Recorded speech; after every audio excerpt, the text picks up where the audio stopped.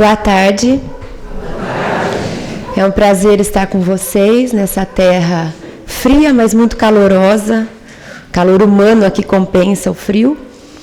E espero que a gente tenha uma tarde gostosa, agradável, ainda que de conceitos profundos e de uma jornada para si mesmo, que a gente sabe que não é fácil, mas que a gente possa ir com carinho por nós mesmos, que a gente se propõe a mergulhar no si mesmo, mas que possamos ir com empatia, com autoempatia, que a gente possa ir como se a gente carregasse um bebê no colo, com o nosso instinto materno, que quando a gente recebe uma criança a gente aconchega. Então hoje que a gente possa fazer essas autorreflexões, carregando-nos como uma criança, com compaixão, com carinho, com afeto, para que a gente possa fazê-la crescer. Esse é o nosso objetivo. Nós vamos fazer em 3 partes e eu procurei colocar numa sequência progressiva e para que uma coisa encadeie com a outra e a gente possa realmente fazer um processo, né, como se a gente fosse fazendo um caminho, passo a passo, para a gente poder pensar um pouco, fazer essa viagem para esse deserto interno, como diz a Joana de Ângeles. Deserto no sentido positivo, que é onde a gente se convida a estar só com a gente mesmo, na presença do Criador. E deserto no sentido negativo, porque tem ficado deserto por falta da nossa visita para dentro de si mesmo. Então é para lá que a gente vai, se a gente quiser, começar a nossa jornada na nossa tarde de hoje. Esse primeiro tema, autodescobrimento, ele é curioso, porque como é que alguém pode se descobrir a si mesmo? Se eu ainda não me descobri, eu estou como? Coberta. Eu estou coberta de mim mesma. Olha que curioso, para não falar um pouco triste.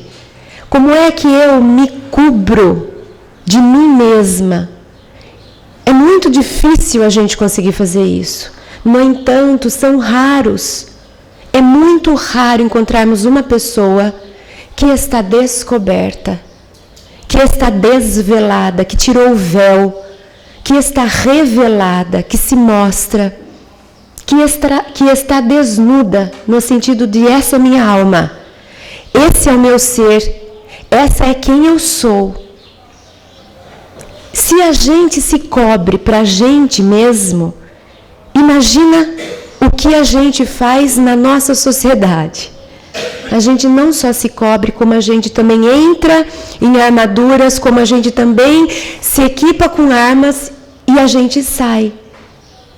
E a gente sai com a melhor das intenções, de sermos cristãos. Mas somos cristãos cobertos, protegidos e armados. E é essa proposta que chegou o momento da gente olhar para essa proposta. Esse momento histórico. Outro dia o Jorge me propôs uma reflexão que eu achei assim muito importante.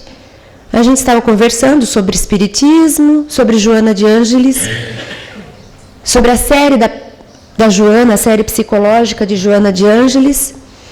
E aí ele falou assim, pensa que esse espírito esteve com Jesus. Esteve com Jesus e estava disposta a dedicar a sua vida, ainda que ela estivesse numa posição muito vantajosa, era rica, era influente, era importante, tinha uma vida confortável, cômoda, e ela abriria mão de tudo isso e, inclusive, se indispondo com aqueles que a perseguiriam, simplesmente porque ela entendeu, ela sentiu que Jesus era a luz do mundo. Aquela Joana de Cusa estava ali, desnuda, desvelada, revelada. E ela pagaria o preço da própria vida, como pagou para seguir aquele mestre. É esse espírito que nós estamos falando. Esse espírito que volta depois para acompanhar outro sol, o sol de Assis. E de novo, estando numa posição confortável, sendo rica, de uma família influente, jovem, linda. E ela mais uma vez abre mão de tudo isso. Porque o si mesmo dela era revelado. Ele estava alinhado com ela, com a vida, com o que ela pensava. Ela não estava perdida de si, encoberta por nada. Ela tinha esse acesso ao próprio coração de uma maneira muito rápida. Era um acesso pronto. E ela faz isso. Ela abre mão de tudo de novo e segue numa época difícil e ela se contrapõe aos valores dominantes, mesmo sendo mulher. E consegue fazer uma vida maravilhosa. Esse espírito depois volta para fazer parte da codificação espírita. Deixa mensagens no nosso Evangelho segundo o Espiritismo. Faz parte dessa equipe de Jesus. E depois ela chega num determinado momento, pela mediunidade do Divaldo, e diz assim: está na hora de começar a preparar uma série psicológica. Estou começando a preparar quando ninguém olha para isso, no meio cristão e espírita. Porque vai levar um tempo até eu terminar. E esse será o tempo em que as mentes estarão prontas para poder assimilar. E aí ela fica algumas décadas preparando os livros. Então foi esse o comentário que o Jorge fez. Ele disse assim, não deve ser pouca coisa essa tal da série psicológica. Ainda que a gente olhe para ela e fale, meu Deus, não entendo nada. Que esse é o comentário generalizado, né? Leio, não entendo nada. E aí os especialistas dizem assim, porque não é para ler, é para estudar. E não é para entender, é para desentender. E essa proposta da tarde de hoje é essa. Quanto mais eu conseguir, com meu esforço, desconstruir, desanimar, confundir, e se vocês forem embora hoje falando assim, eu não sei se eu volto amanhã, eu acho que eu cumpri o meu dever que eu me impus. Porque a gente já está pronto com muita coisa. Precisa desaprontar. Sabe quando a casa está perfeita e que você fala, não existe casa perfeita, então tem alguma coisa estranha nisso? Sabe quando a gente está perfeito e você fala, mas eu não sou perfeito, como é que eu estou parecendo perfeito? Tem alguma coisa estranha com isso? É essa a proposta. Por isso que a proposta é, vamos com carinho. Vamos pegar nossa criança no colo e vamos desconstruir, vamos confundir, vamos perguntar, vamos questionar.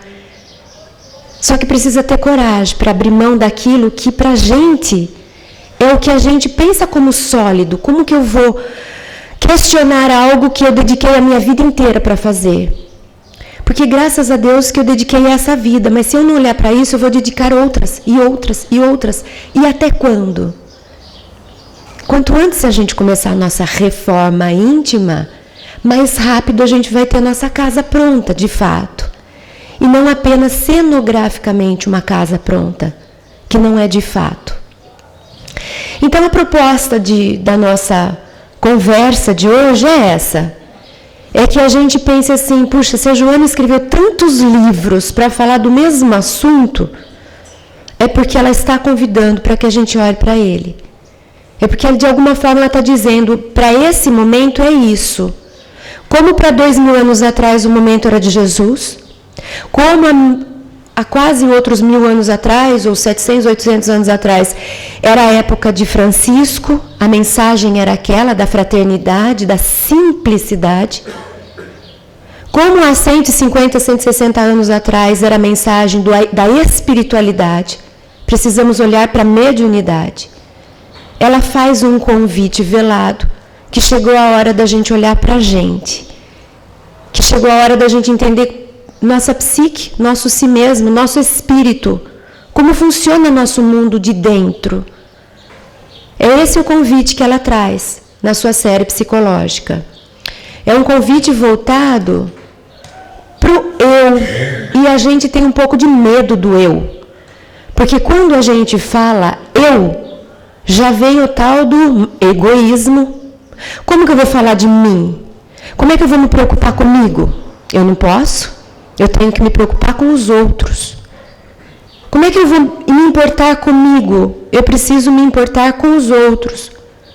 Como é que eu vou fazer caridade para mim? Eu preciso fazer caridade para os outros. Esse é um conceito muito religioso, no sentido difícil da palavra religiosa. Naquele sentido que vem arcaico. De quando a gente precisou até se distanciar um pouco de si mesmo, porque a gente não sabia praticar o auto-amor. A gente caía realmente no egoísmo. Mas a Joana diz que já está na hora da gente olhar. Que hoje a gente já tem maturidade para não correr o risco. Que a gente pode olhar para si mesmo nesse sentido de auto-amor, que é o mesmo amor que eu dedico para os outros, até porque uma coisa não exclui a outra. Eu cuidar de mim não exclui a possibilidade de eu cuidar do outro, pelo contrário. Quanto mais eu me amo, mais eu amo o outro. Porque, na verdade, o outro, um pouco de filosofia, ele não existe. O outro meu é uma projeção de mim mesmo. E o outro do outro sou eu. Se o outro sou eu estampado nele, e o outro sou eu que ele me carrega, eu já não sei mais quem é quem nessa história. E é isso. A gente é que diferencia, não tem diferença. Eu, outro, ilusão.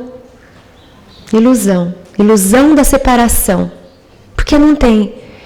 Eu sou o outro em mim, o outro sou eu nele. Era assim que Jesus olhava para a gente. Ele não olhava para a gente separado. O outro que estava na frente de Jesus não era alguém distante. Porque ele se comunicava, ele se conectava pela humanidade do outro. Então, quando eu carrego alguém no colo porque eu me compadeço dele, por que eu não consigo fazer isso comigo mesma? Por que para mim eu carrego a culpa? Se o outro, eu acho que nós vamos fazer palestra para perdoar os outros, mas eu não consigo perdoar a mim. Então, nós estamos nesse momento do auto, no melhor sentido desse auto, do mais amor. E a gente está vendo muito isso, autodescobrimento, autoconhecimento, autoenfrentamento, auto-perdão, e aí vai, auto-amor, auto-iluminação, autoempatia.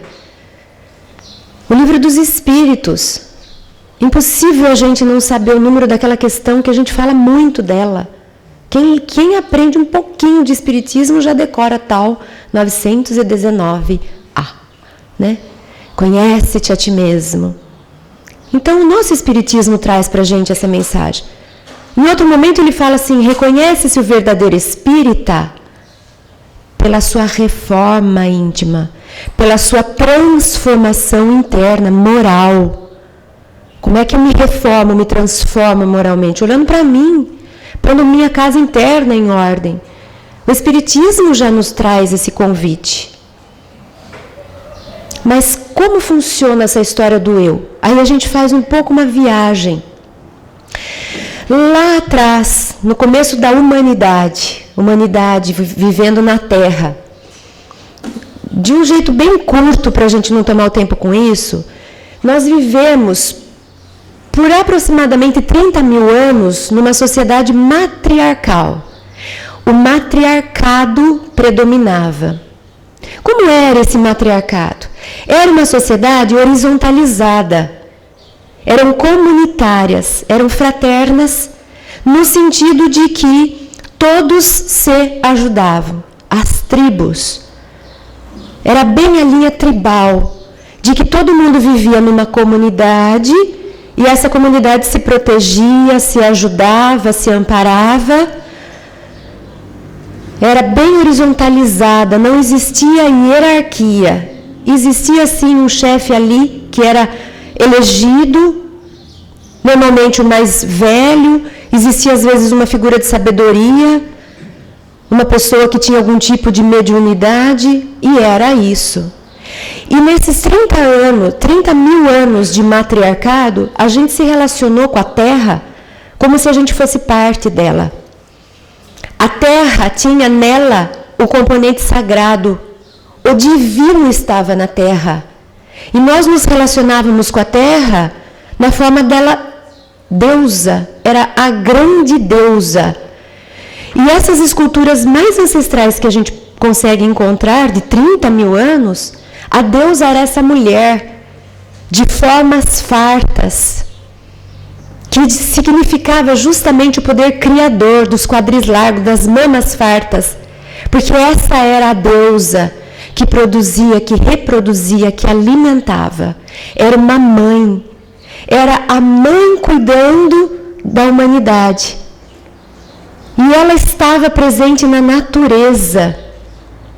Então, a nossa humanidade, porque estávamos lá provavelmente, nós nos relacionávamos com a terra, com a natureza, na forma de uma divindade.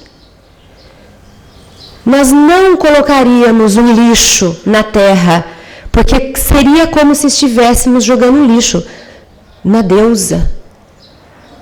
Nós usávamos dos recursos naturais, pedindo permissão, fazendo rituais de homenagem àquilo que a gente iria usar para a nossa sobrevivência.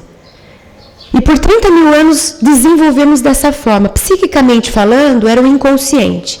Nós vivíamos inconscientemente. Não tínhamos consciência ainda formada. Não tínhamos a separação do meu eu com outro eu. Era o inconsciente coletivo. Estávamos todos mergulhados nessa mesma massa.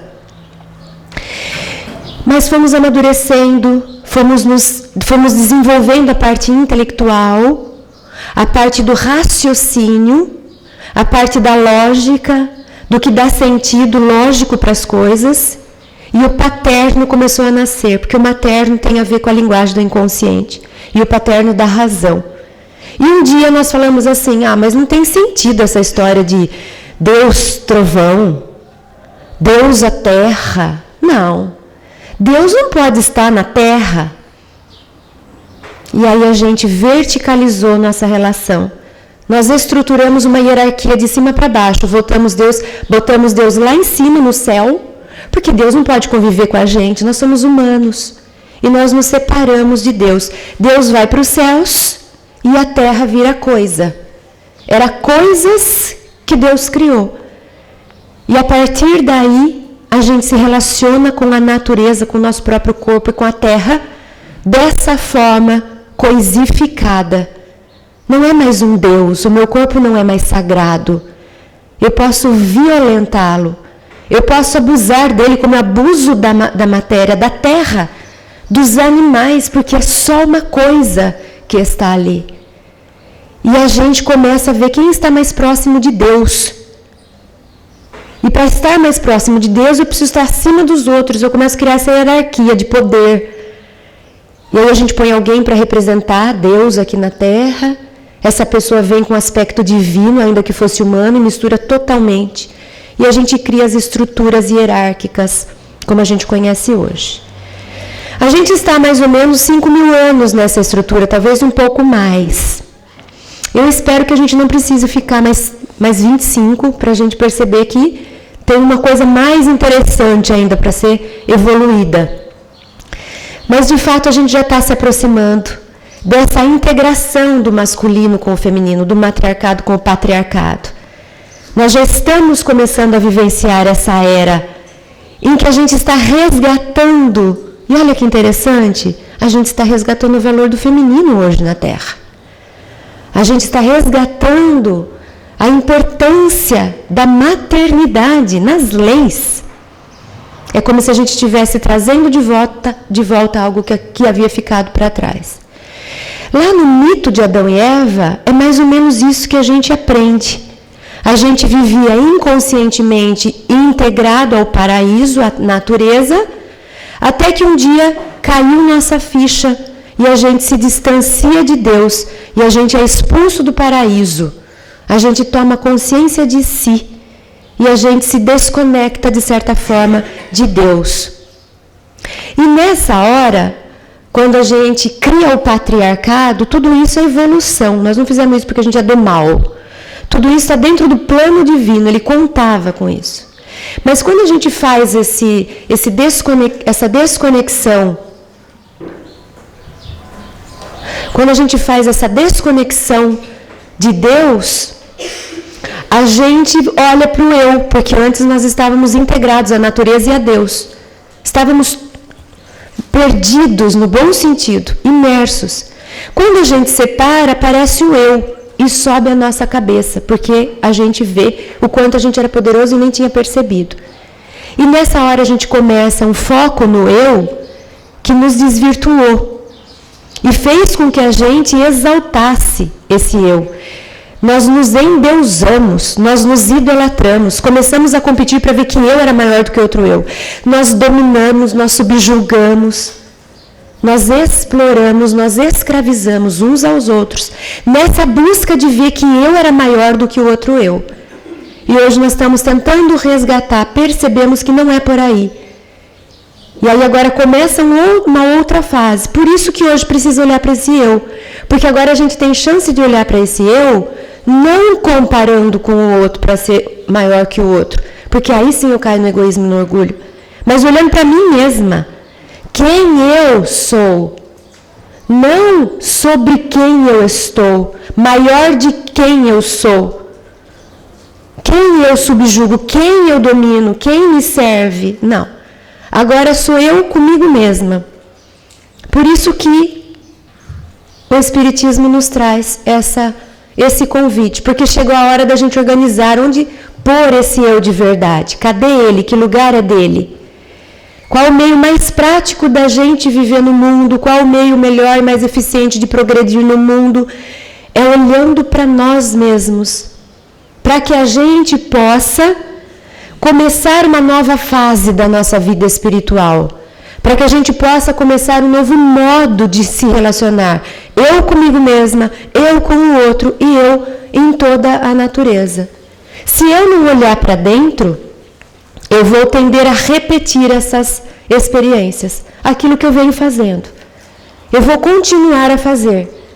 Só tem um jeito de eu me modificar. É reformando intimamente. Senão, a hora que eu menos vejo, estou eu fazendo o que eu jurei que eu não ia fazer. Que nem Paulo nasceu no seu processo, porque o Paulo faz esse processo de uma forma linda. E ele vai fazendo que nem se fosse um diário. Dá para a gente construir a história dele de desenvolvimento da psique, nesse sentido mesmo de autodescobrimento, de autoiluminação. E tem um trecho que ele fala assim, puxa vida, o bem que eu quero fazer, eu planejo, eu penso, eu me estruturo, o bem que eu quero fazer, eu não faço. O mal que eu não quero fazer, aquele que eu já entendi, que não é por aí, que eu juro que eu não vou fazer, esse eu faço. Então, se eu não olhar para dentro como Paulo olhou e não se iluminar, e não nos iluminarmos como ele se iluminou, a gente fica repetindo os padrões. Mas para isso precisa que a gente olhe para a gente, olhe para o mundo de um jeito bem diferente do que a gente está acostumado. Precisa desconstruir, se confundir, não saber mais nada, não ter medo de sair daqui com a cabeça cheia e de perder o rumo, porque um pouco precisa. Para que depois a gente coloque no lugar. Isso é reforma íntima. Para reformar uma casa, a gente sabe do quanto é difícil se a gente estiver morando nela. É muito complicado. Mas se eu não suportar um pouco a bagunça, eu nunca vou ter a casa que eu mereço ter. E aí tem um trecho do livro do Pequeno Príncipe em que ele fala do quanto a gente é meio boring, sabe? Um pouco chato enquanto seres humanos adultos. O quanto a gente é previsível, o quanto a gente faz o que todo mundo faz e o quanto a gente é superficial e o quanto a gente está vivendo muito o mundo de fora. Tem um trecho que ele fala assim, quando ele está conversando sobre a gente grande, e o Pequeno Príncipe fala, gente grande é difícil, eu mostro para eles um desenho lindo de um elefante dentro de uma jiboia, sabe o que eles enxergam? Eles enxergam um chapéu, nada a ver. E aí ele está nessa exploração, tentando entender essa gente grande que pensa de um jeito tão superficial, e ele fala assim, que ele vai apresentar o asteroide que foi descoberto. Se lhes dou esses detalhes sobre o asteroide B602, porque ele começa a dar detalhes numéricos, e inclusive chamo esse asteroide desse número tão difícil, grande, é por causa das pessoas grandes. As pessoas grandes adoram números. Quando a gente lhes fala de um novo amigo, elas jamais se informam do essencial. Não perguntam nunca qual é o som da sua voz, quais os brinquedos que prefere, Será que coleciona borboletas? Mas perguntam, qual a sua idade? Quantos irmãos ele tem? Quanto pesa? Quanto ganha seu pai? Somente então é que elas julgam conhecê-la. Se dizemos às pessoas grandes, vi uma bela casa de tijolos cor-de-rosa, gerânios na janela e pombas no telhado, elas não conseguem, de modo algum, fazer uma ideia da casa. É preciso dizer-lhes, vi uma casa de 600 contos. Então, elas exclamam, que beleza. Quero ver quem vai perguntar agora no próximo encontro, oi, como você se chama? Se alguém perguntar algum número, vai lembrar aqui do Pequeno Príncipe, né? Quero ver quem tem coragem de perguntar, você coleciona borboletas? E o medo de ser internado, né? De pagar mico ali. Pois é. E criança é tão especial, por isso que não tem como não se apaixonar pelo mundo da criança. Porque ela ainda é autêntica. Outro dia eu vi nessas mensagens que a gente recebe de WhatsApp e outras coisas, uma foto. E era uma criança de aproximadamente uns 2 anos. E ela estava num parque, e nesse parque tinha uma escultura. Vocês devem ter visto essa imagem. Era uma escultura como se fosse, de bronze talvez, como se fosse uma sequência de patos, um andando atrás do outro. Já viram, né? E tinha essa sequência como se estivesse subindo numa escadinha. E tinha um menininho lá, de uns 2 aninhos, talvez um pouco menos, tentando empurrar. Ele estava tentando ajudar. Tem uma outra imagem assim, que é uma imagem do Cristo carregando uma cruz. Também já viram, né? E uma criancinha atrás tentando ajudar. Aí a gente que trabalha bastante o conceito da empatia com as crianças e com os pais, por isso que a gente explora bastante isso, porque a imagem fala tudo. Aí você se pergunta, ela não teve cérebro suficiente formado para entender que era uma escultura, o que para a gente parece óbvio. Ela não deu conta de perceber que aquilo não era de verdade. Mas ela teve cérebro suficiente para perceber que ele estava precisando de ajuda e de se prontificar a ajudar. Alguma coisa acontece de desastre no nosso processo de educação, que passados 30 anos, 40 anos, a gente de longe detecta uma escultura. E infelizmente a gente não chega perto para tentar ajudar, nem quem precisa de fato. A gente ganha no raciocínio cognitivo, no QI, o que a gente perde em empatia, em conexão humana, em fraternidade. Que pena! E isso a criança nos ensina. Por isso que Jesus traz o símbolo do que a criança representa na nossa vida.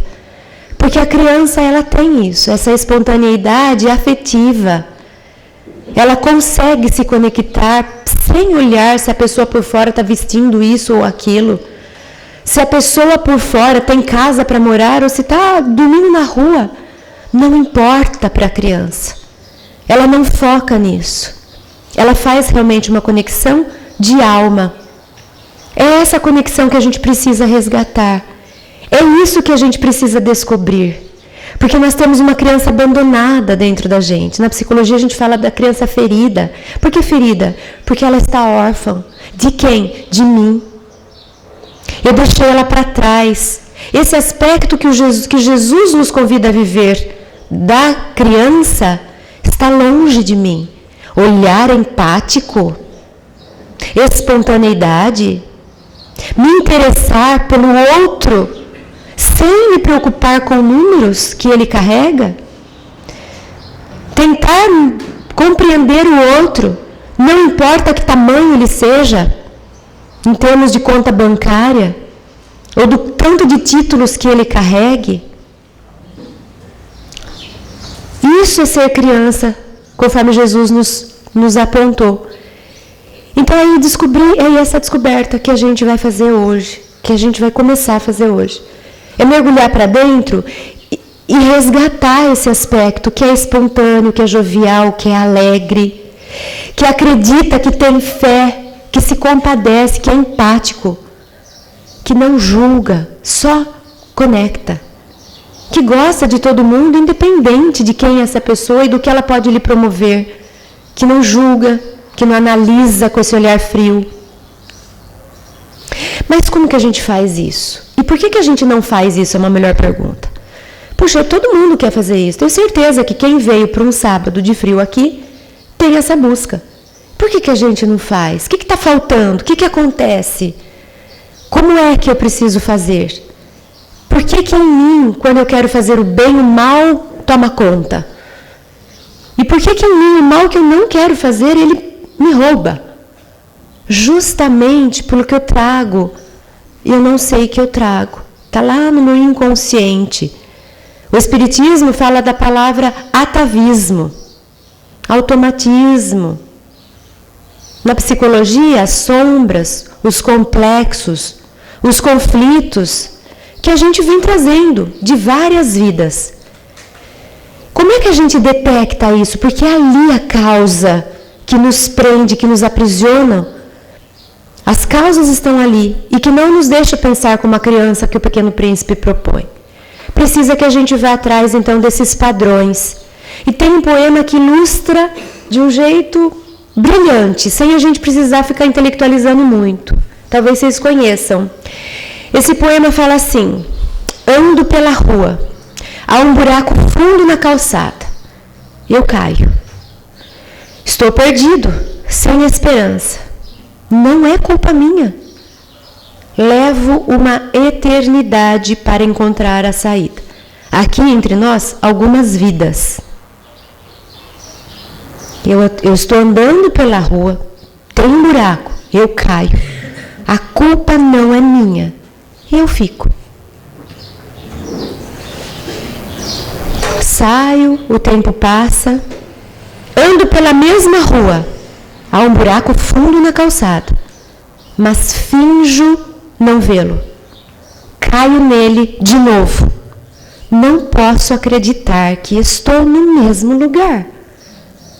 Mas não é minha culpa. Ainda assim, leva um tempão para eu sair. Esse tempão ainda é algumas vidas. Ando pela mesma rua. Há um buraco fundo na calçada. Eu vejo que ele está ali. Ainda assim, eu caio. É um hábito. Atavismo. Automatismo. Meus olhos se abrem. Sei onde estou. É minha responsabilidade. Saio imediatamente. Tomada de consciência. A partir daqui, eu sou capaz de tomar decisão com consciência pela minha vida. Enquanto eu não chego nesse ponto, eu reproduzo minhas experiências. Basta a gente ler André Luiz, Manuel Filomeno de Miranda, e a gente vai ler muitos casos de reencarnações que se fala: Cristo, até quando ele vai ficar fazendo a mesma coisa? Não tem nem graça. Ele vai para a vida, ele faz tudo de novo, e daí ele, né? Não sou eu, né? Que fique bem claro. Não sou eu, porque nunca sou eu. Né? E volta para a vida e faz de novo. Aí eu voltei a ler Painéis da Obsessão. Painéis da Desobsessão. Mistura às vezes o nome do livro. E aí tem lá o caso de dois, que esse mata esse. Na época que um era mouro, o outro era católico. Daí o tempo passa. Aí volta, esse mata esse. Aí eu nem inverto, para pelo menos poder ficar, agora é minha vez. Não. Aí vai. Aí o tempo passa, volta, e esse mata esse. Eu falei: ui, pelo amor de Deus, alguém separa esses dois? Pois é a gente vivendo. Eu caio no mesmo buraco, não é minha culpa. E ficava um culpando o outro. Cada um achando que tinha razão. Não é minha culpa. Enquanto eu não tomar conta de mim, enquanto eu não voltar para dentro de mim, eu fico repetindo padrões. Aqui eu cresço. Agora, em termos de desenvolvimento do pensamento ou da consciência, eu inauguro o que a Joana de Ângeles chama de consciência desperta. Porque a gente ficou um bom tanto de tempo nessa consciência mágica, no pensamento mágico. Depois, naquele momento em que a gente tem de sono, a gente ainda está na consciência de sono. Quando a gente fala: não, eu vou me responsabilizar por mim, eu não vou mais esperar um salvador, eu não vou ficar idolatrando gente, achando que é o outro que vai me salvar, não importa quem seja esse outro. Aí eu trago para mim, eu falo, pronto, a responsabilidade é minha. Agora eu saio do buraco a hora que eu quiser. E agora eu só caio no buraco se eu quiser. Essa é a característica da pessoa madura. Quando eu paro de culpar os outros por aquilo que eu tenho passado. Mas vamos lá. Ando pela mesma rua. Há um buraco fundo na calçada. Dou a volta. Olha, depois fica tão simples. E quantas vezes a gente está falando com alguém e contando um drama e a pessoa fala assim, mas por que você não? E dá uma resposta assim tão boba, que dá até raiva. E você fala assim, como que eu não pensei nisso antes? Ou, quando a gente ainda não está pronto, a gente fala assim, você fala porque não é você. Você fala, mas não é fácil assim não. Eu ainda quero ficar no buraco. Eu ainda vou passar pela rua, eu ainda vou cair no buraco. Só para poder culpar alguém. A gente fica tão familiar no buraco que a gente passa a gostar dele. Porque daí a gente tem um monte de coisa para poder reclamar. A gente pode reclamar, pode culpar os outros, pode se pôr de vítima, vira troféu na nossa vida. Olha que tristeza a gente gostar de buraco. Né? Mas chega uma hora que a gente atinge essa consciência desperta, rumo à consciência cósmica, em que a gente fala, não. Isso é ter livre-arbítrio. Porque o livre-arbítrio é a consciência, é a razão analisando. Não é o inconsciente automático reproduzindo um padrão. Até que eu posso ver que eu ainda posso mais. Ando por outra rua. Quantas ruas que eu posso andar? Muitas, infinitas. Pois eu ia sempre para a mesma. E eu caía sempre no mesmo buraco. E eu sempre punha a culpa nos outros. Isso para não falar em Deus, quando a gente não questionava Deus. Né? Então, para a gente se descobrir, é preciso que a gente, dentre tantas coisas, investigue, fique atenta a esses padrões repetitivos. É a primeira coisa que vocês devem sair daqui anotando, sabe, no checklist mental? Padrões. Já começa fazendo pergunta. Quantas vezes vocês usam a palavra assim, comigo sempre anota. Isso é padrão. Ou a gente diz assim, gente, toda vez que é padrão, anota. E vai mergulhar nisso, e vai se perguntar. Ou a gente fala assim, comigo nunca é padrão. A gente sabe que tem padrão. Nós temos consciência dos padrões. Mas e daí? O que a gente faz com isso? Nada. A gente só conta para todo mundo. Não é? Eu tenho uma lista de padrões que eu posso ficar contando para vocês. E aí, faz 30 anos que eu conto os padrões e eles estão. E eu cada vez tenho mais exemplo para dar. Acho lindo. Que eu estou no buraco, fico contando para todo mundo os buracos que eu caio. Recheio com um monte de exemplos. Né? Está na hora da gente buscar e começar esse trabalho. Então faz uma lista de padrões. Porque esses padrões são seus. Não é o mundo que está. É comigo sempre. Não é comigo sempre, sou eu que estou gerando. A pergunta é por que eu sempre faço isso para mim? E aí dá uma raiva, porque quando a gente faz isso, a pessoa fala, mas eu não faço. Pois é, faz. Inconscientemente, mas faz. Porque isso é o processo terapêutico. Por que eu sempre me coloco nessa situação? Por que eu permito que as pessoas falem comigo dessa forma? Por que eu nunca consigo dizer o que eu penso? É essa a pergunta. Responsabilidade. Não é porque que o outro sempre me trata assim. Porque aí é o problema do outro, né? E aí a gente quer que o outro seja consertado. E a pergunta é para mim. Porque as pessoas, o mundo me trata como eu me trato. As pessoas me veem como eu me mostro. Como eu acredito que eu seja. Então, nosso estado de espírito, nossos pensamentos e sentimentos estão fora de controle à medida que somos lançados de uma situação para outra, sem eu querer. Nosso parceiro não nos dá um beijo ao sair, nosso humor fica péssimo. Nosso chefe não nos dá um aumento, nosso humor vai às alturas. Nossos filhos são grosseiros conosco, ficamos arrasados. A gente é uma bola de ping-pong, que é jogada para cá, para lá, para cá, para lá. As pessoas não podem nos acessar assim tão facilmente, pelo menos, sem uma boa briga. As pessoas não podem me desestruturar emocionalmente por nada. Os espíritos não podem me acessar tão rapidamente, porque eles me acessam exatamente por essa porta dos padrões. E eles sabem, porque está estampado. E eles vão e eles cutucam a nossa ferida. Alguém vem e lança uma palavra que é aquela palavra e eu me desmonto. A gente não pode ser tão vulnerável. A gente não é. A gente se deixa ser. Eu não estou dizendo que tem que fazer aquela casca grossa, tipo um paredão de 2 metros de concreto para o outro não me acessar. Não é isso. Porque quanto mais eu faço isso, mais distante de tudo eu fico. E isso foi uma estratégia que muitos de nós tentamos fazer. Para a gente se poupar da dor. A gente entra numa cúpula, não funciona. Isso só gera mais dor. O ideal é a gente se amar. Porque quando a gente se ama, a gente se entende, a gente se conhece. Quando alguém toca uma ferida, eu já sei que eu tenho. E eu falo, é verdade. Mas eu estou trabalhando para isso. Está tudo bem, eu não fico ardida com alguém que mostrou uma sombra minha. Porque eu encaro essa sombra, eu não fujo dela. E quando alguém me fala uma coisa que não tem nada a ver comigo também. Mas não, acho que você não está vendo direito. E pronto. Algum tempo atrás, uns bons anos atrás, essa experiência eu conto muito porque ela me foi muito marcante. Numa mesma situação, era uma sequência de dias que a gente acompanhava o Raul lá na nossa região, no interior de São Paulo. E perto do Raul, ele terminou a palestra, alguém se aproxima, porque tem de tudo, né, gente?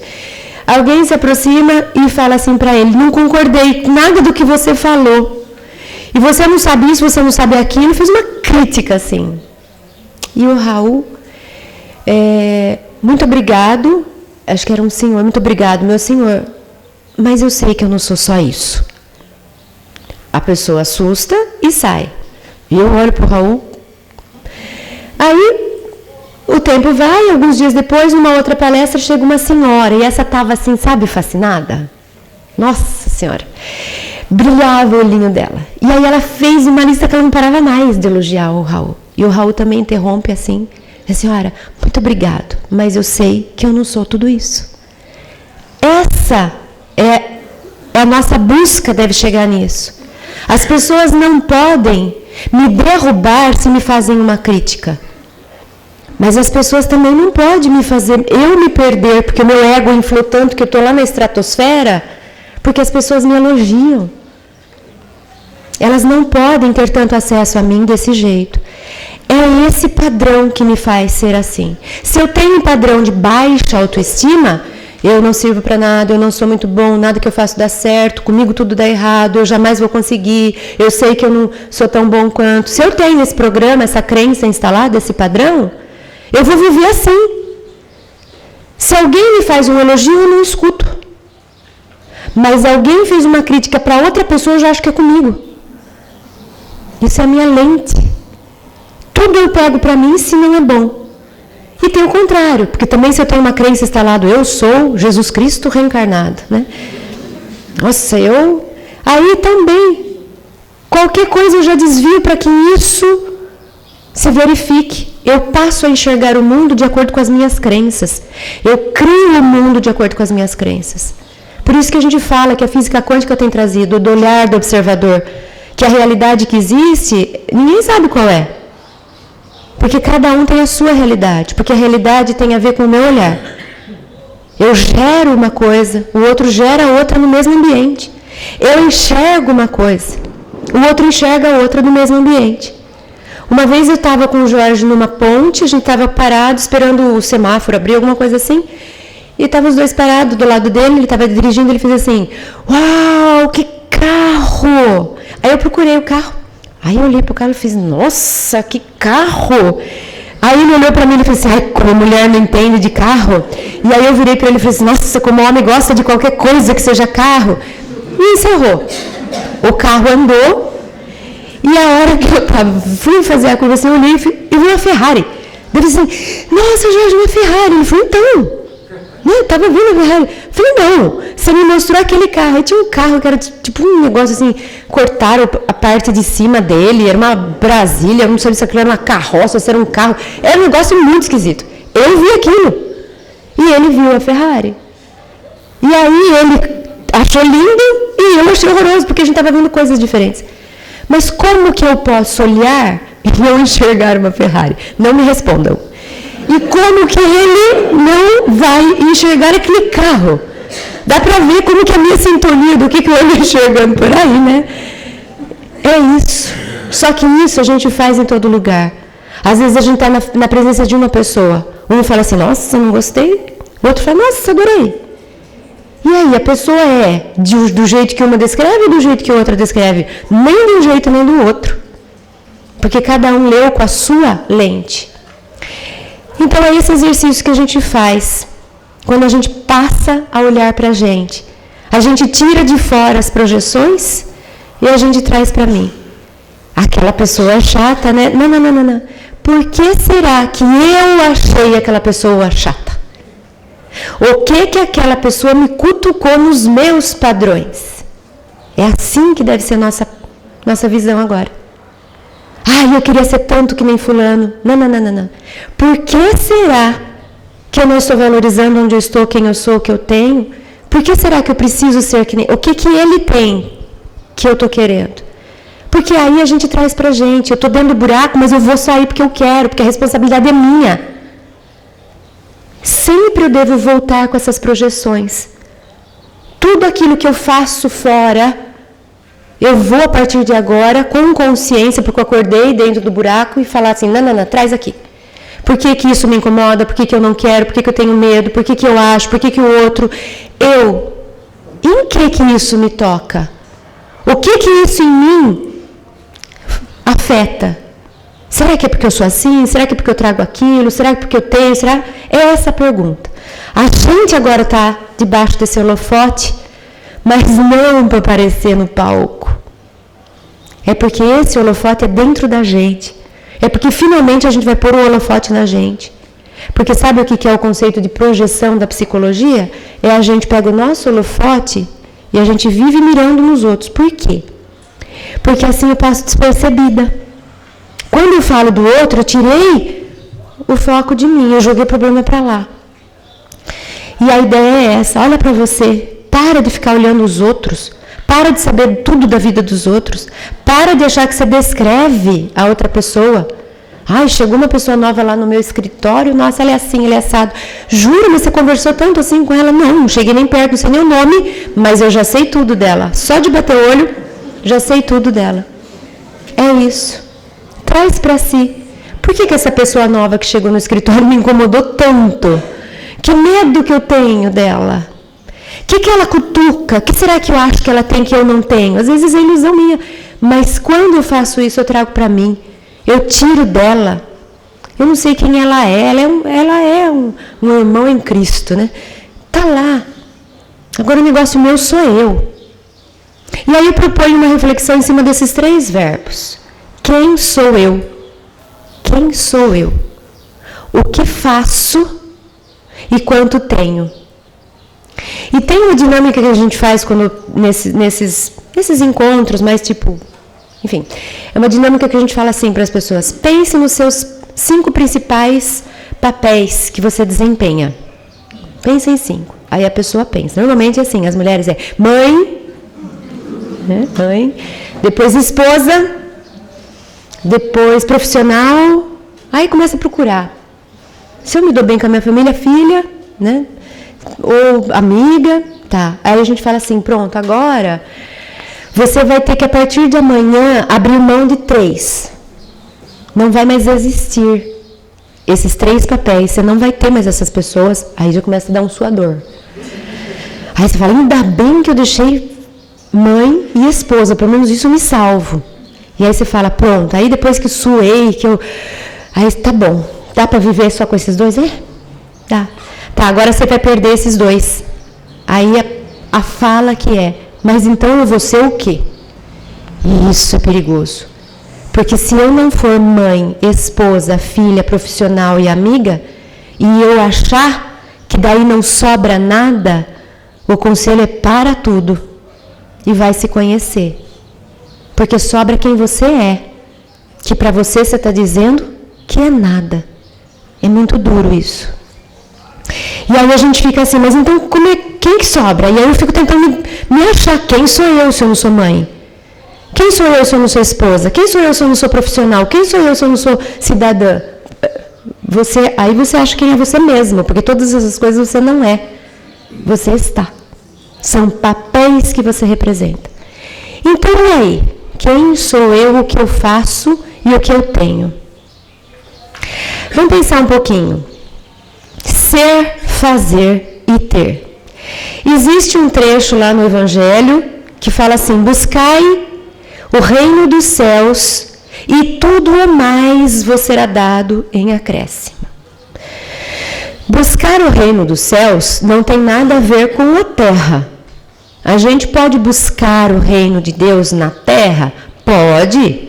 Deus planejou que a gente vai encontrar o reino de Deus vindo para a terra. Mas o reino de Deus não é a terra. Não se refere à terra. A terra é meio para a gente chegar ao reino de Deus. O reino de Deus não tem aparências exteriores. No reino de Deus não entram os tesouros juntados na terra. São tesouros próprios do reino de Deus.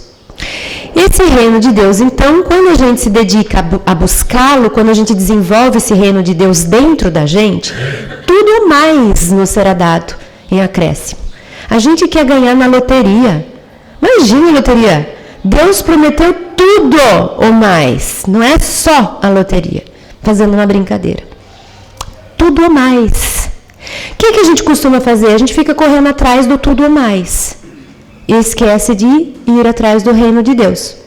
Mas existe essa sequência. Eu encontro tudo mais se eu me dedicar a buscar o reino de Deus. Se eu ficar correndo atrás do tudo mais, eu fico correndo atrás do tudo mais pelo tudo mais. Eu fico negociando. Troco uma coisa pela outra. Ganho, perco, ganho. E não saio do lugar. Eu fico pedalando em termos de evolução, de progresso espiritual. Então, seria uma sequência lógica de progresso espiritual, seria esse que começa com o ser. Esse ser é que vai ser transformado quando eu busco o reino dos céus. É esse ser que precisa ser tocado, analisado, trabalhado. É aquilo que tem a ver com o meu ser. O que eu estou chamando de fazer? Fazer são as minhas ações, aquilo que eu corro atrás, aquilo que me ocupa, aquilo que tem a ver com atividades, com tarefas aqui da Terra. E eu ter aquilo que eu ganho em recompensa. Poder, títulos, status, hierarquia, dinheiro, fama. Tudo isso é aquilo que eu tenho, é aquilo que eu adquiro. Pensando no ser, o ser tem a ver com isso, olha. Tem a ver com centelha divina, com o espírito, que a gente chama do self, do si mesmo. Tem a ver com livre-arbítrio, tem a ver com a força da nossa vontade. Tem a ver com pensamentos, com sentimentos, com crenças, com valores. Então, se eu quiser investir na minha busca do reino de Deus, é nesse ponto que eu devo investir. Tudo que está ali. Se eu estiver tentando entender como funciona, olhando para mim, vigiando o meu livre-arbítrio, desenvolvendo minha vontade, tentando entender meus pensamentos, tomando conta dos meus sentimentos, passando em revista as minhas crenças, toda vez que eu estiver me envolvendo com isso, conscientemente, buscando, tentando, querendo, priorizando, focando, eu estou trabalhando o ser. Eu estou trabalhando a busca do reino de Deus.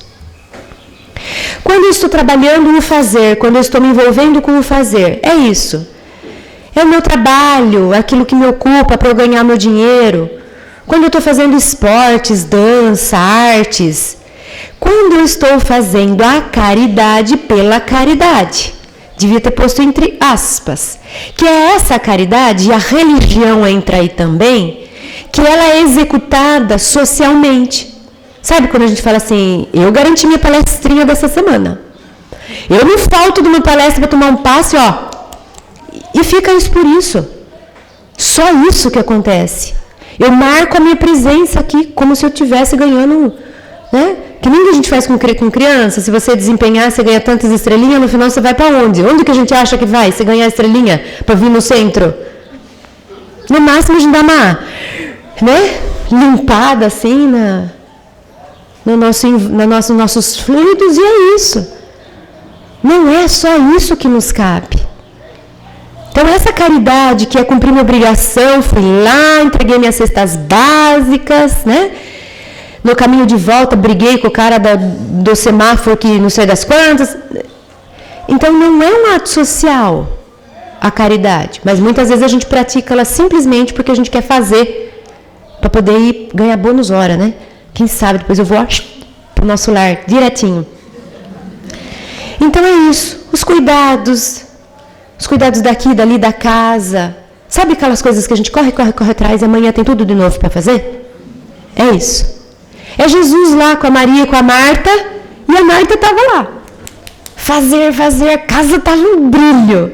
E aí Maria ali pertinho de Jesus, preocupada com o ser. E aí a Marta fala, Jesus, dá uma bronca na Marta, fala que tem muita coisa para fazer.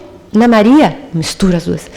E aí Jesus fala, Marta, Marta, em verdade vos digo que Maria escolheu a melhor parte, né? Aquela que não lhe será tirada, aquela que vai junto com ela. Não é a casa que fica aqui para amanhã tudo de novo. Eu nem sempre vou estar aqui. Agora imagina Marta, a hora que ela percebeu quem era Jesus, e que ela foi limpar a casa em vez de falar com Jesus, gente. Acho que ela precisou vir algumas vidas para poder lidar com isso, né?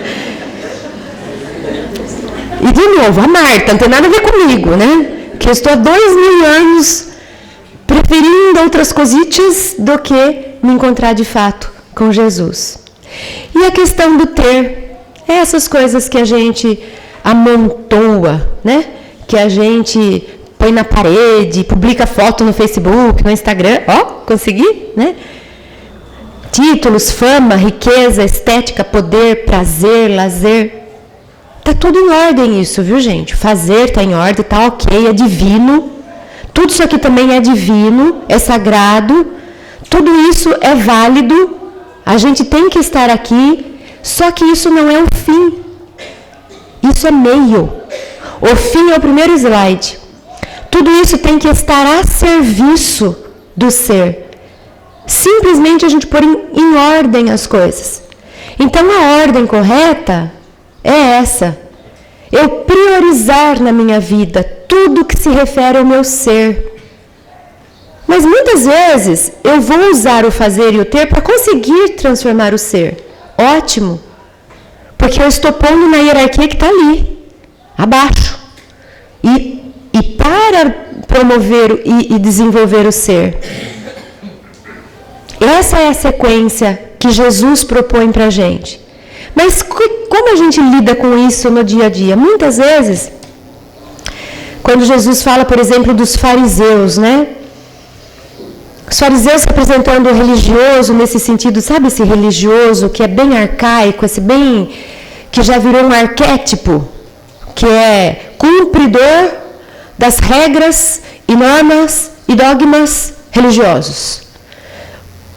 Não entra dentro dele em nada.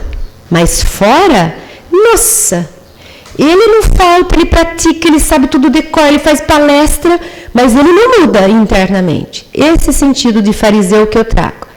Esse fariseu, ele achava isso, que precisa fazer. Então faz. E promove um monte de coisas. Só que não deixa se penetrar por aquilo que faz. O fazer está em primeiro lugar. É o fazer pelo fazer. Para mostrar, para pôr, né, para publicar, para contar para os outros e para ficar feliz com a própria consciência. No sentido disso, não. Imagina, eu sou voluntária lá na casa. Então, eu já estou garantida, né? O umbral eu já tirei. Pois é, né? Será, né? Será? A gente sabe nas reuniões mediúnicas quantos religiosos que deram a vida pela religião e não entenderam o que era dar a vida pela religião e voltam em estados de sofrimento. E aí eu pus esse ter cortadinho, porque em tese, o religioso até fala assim, nem quero juntar tesouros, né? Porque sou religioso. Eu só quero fazer caridade, eu vou me matar para fazer caridade. E aí esse ter, não quero nada, não, só um pouquinho de poder, um pouquinho de persona, né? Um pouquinho de mostrar para todo mundo. Então dá para a gente ficar brincando com essas ordens, para a gente se perguntar. Porque se eu fosse fazer uma autorreflexão, uma autoanálise, quanto que eu estou dedicando de tempo para cada um desses verbos? Por exemplo, no caso dos romanos, esses que gostam do poder pelo poder, de novo, eles não estão a fim de fazer, não. Quero que alguém faça para mim. Eu quero ter, porque se eu tiver, se eu for poderoso, se eu for rico, se eu for famoso, aí eu fico com a sensação de ser. Então eu acho que eu sou por aquilo que eu tenho, pela fama que me... Né? E a gente sabe como é difícil essa história de fama, o quantas pessoas derrapam na história da fama, porque o ser não foi trabalhado, a fama ficou por ela mesma, ela por si. A gente vê às vezes artistas que têm tudo, tem tudo. Tem fama, tem dinheiro, tem riqueza, tem beleza, tem talento, tem tudo, e se matam. Porque não tinham nada. Não tinham nada do âmbito do ser. Ficou vazio o ser. O que é vazio existencial? É isso. Quando eu estou cheia de ter e estou vazia de ser. Isso é uma boa reflexão para a gente pensar. A necessidade, portanto, do autodescobrimento, nós precisamos descobrir dentro da gente que lugar tem cada coisa. Então, essa necessidade, em uma panorâmica racional, torna-se inadiável, a fim de favorecer a recuperação quando em estado de desarmonia, ou o crescimento, se portador de valores intrínsecos latentes. Enquanto não se conscientize das próprias possibilidades, o indivíduo aturde-se em conflitos de natureza destrutiva, os padrões repetitivos, os buracos, ou foge espetacularmente para estados depressivos, mergulha em psicoses de variada ordem, que o dominam e inviabilizam a sua evolução, pelo menos nesse momento. A experiência do autodescobrimento faculta-lhe identificar os limites e as dependências, as aspirações verdadeiras e as falsas, os embustes do ego e as imposturas da ilusão. Quando a gente busca se descobrir, a gente identifica os padrões que têm nos roubado a vida, que têm nos derrubado e têm nos distanciado do ser, que é o que a gente veio fazer aqui. Então, mergulhando para nos descobrir, quando eu vou e tento me descobrir, eu identifico padrões. Quando eu identifico padrões, eu paro de cair em buracos que acham que a culpa é dos outros e passo a trabalhar pelo meu próprio crescimento. Quando eu trabalho pelo meu próprio crescimento, eu estou investindo no ser. E estou pondo o ter e o fazer a serviço das coisas que pertencem ao reino de Deus. E aí eu cresço.